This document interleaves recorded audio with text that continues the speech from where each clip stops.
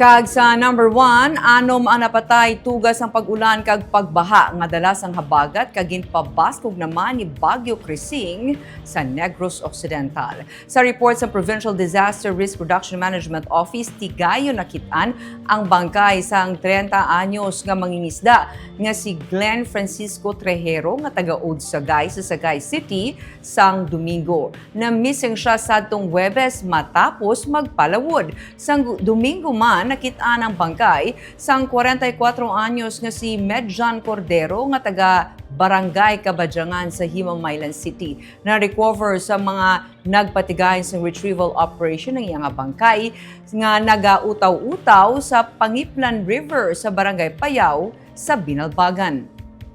Na-missing si Cordero sa Biyernes matapos nga mahulog sa overflow sa Biaw sa Binalbagan. Sang Sabado naman naanod sa makusog nga daludo sang tubig samtang nagatabok sa overflow sa sitio Mga Hoy-Kahoy sa Barangay Santol sa Binalbagan ang 12 anyos nga si Daniel Agustin kasunod sang pag-atake sang iya nga epilepsy.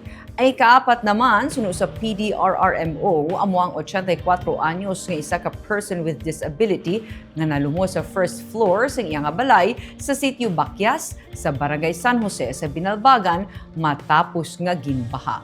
Wala nakaluwas si Asuncion Subong. Sang Huwebes, isa ka kabulig sa balay kaga ang pintor nga nagtinguha magbulig sa iya ang napatay matapos nga makuryente sa Barangay Talakagay sa Hinubaan. Ang mga biktima ginkilala nga Sanday Jornaline Omake, 36 anyos, nga taga-Basay sa Negros Occidental, kag Florante Hanoy, 40 anyos, kag isa ka pintor, gikan sa Barangay Talagakay.